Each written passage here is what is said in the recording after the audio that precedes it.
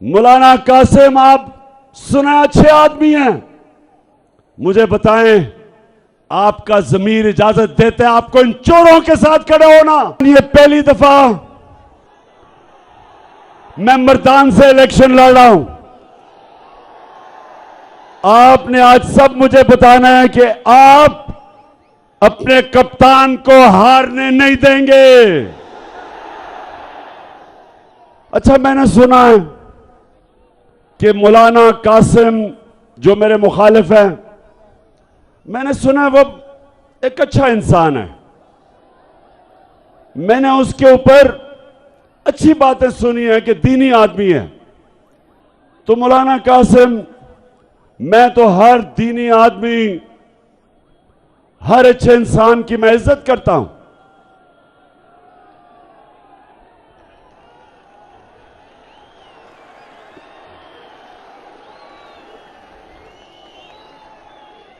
लेकिन मौलाना कासिम, मैं आपसे एक वो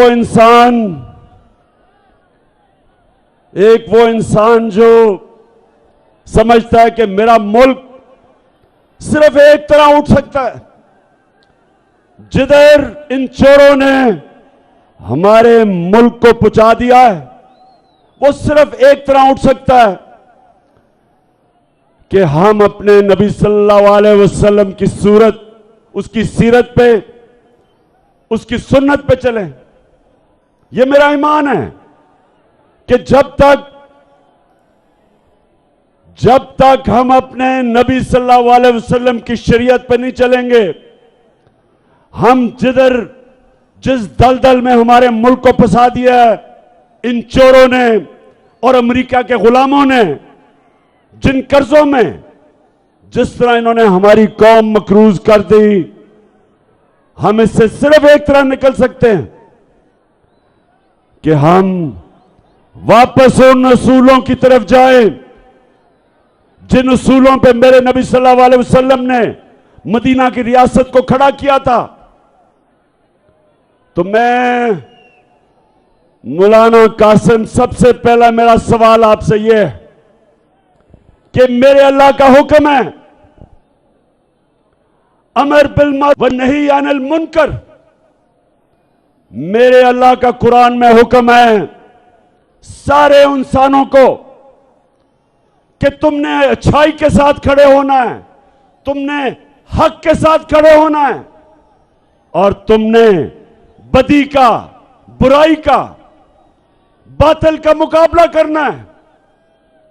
मेरे अल्लाह ने कहीं भी यह नहीं कुरान में कहा कि जब अच्छाई और बुराई का मुकाबला हो तो आप न्यूट्रल हो जाएं, कहीं आपको इजाजत नहीं दी।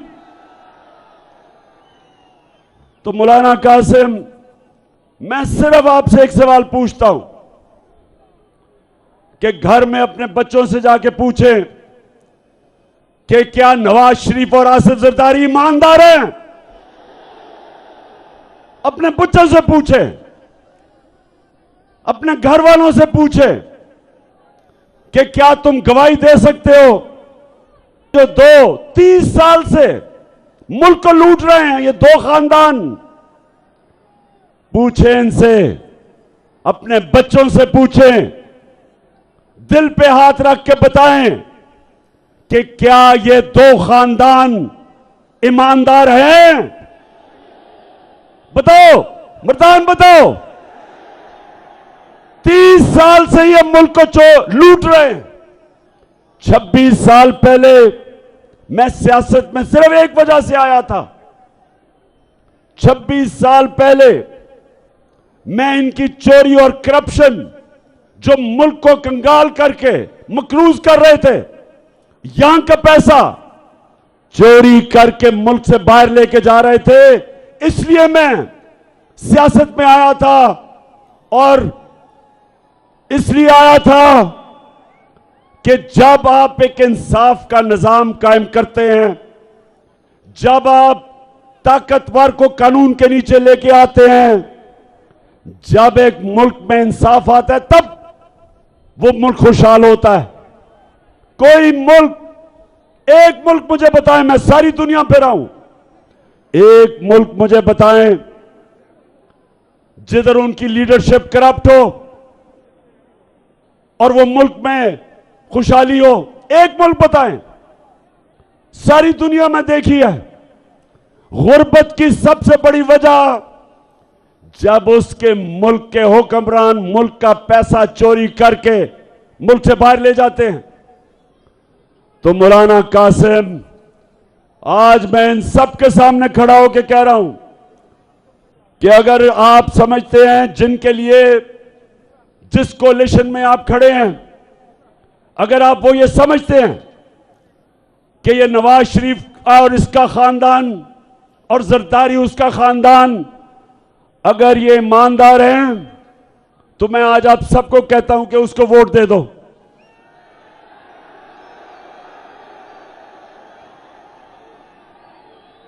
लेकिन मौलाना कासिम साहेब, इनके ऊपर तो चोरी पे किताबें लिखी हुई हैं,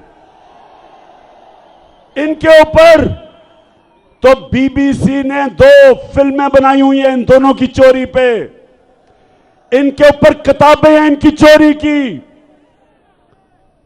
मौलाना कासिम, मुझे जवाब दो, मेरे ऊपर हर रोज नई एफआईआर कटती है, हर रोज मैं अदालत में जाता हूं, हर रोज मैं जमानत लेता हूं। मौलाना कासिम मुझे बताए, मैं क्यों लंदन नहीं भाग जाता? मैं क्यों नहीं मुल्क छोड़ के जाता? मैं अदालत में भी इनका मुकाबला करता हूं, इन चोरों का, और मैं जमीन पे जाके अपनी कौम को जगाता हूं, अपनी कौम को बताता हूं कि मेरी कौम का कोई मुस्तकबिल नहीं, किसी कौम का भी कोई मुस्तकबिल नहीं जिसके ऊपर चोर मुसल्लत हो, जिनके ऊपर अरबों रुपए के केसेस हो। तो मुझे मौलाना कासिम, आप सुना अच्छे आदमी हैं, मुझे बताएं, आपका ज़मीर इजाजत देते हैं आपको इन चोरों के साथ खड़े होना? कैसे आप अपने अल्लाह के सामने खड़े होंगे? क्योंकि अल्लाह ने तो वाज़ेह तौर पे आपको हुक्म दिया है अमर बिल मारूफ का। उसने आपको हुक्म दिया है कि अच्छाई का साथ दो। और अगर आप ये समझते हैं कि इमरान खान करप्ट है और फिर चले जाएं इसके साथ, लेकिन अगर इमरान खान करप्ट होता तो वो भी आज दुम दबा के नवाज शरीफ की तरह मुल्क से बाहर भागा होता।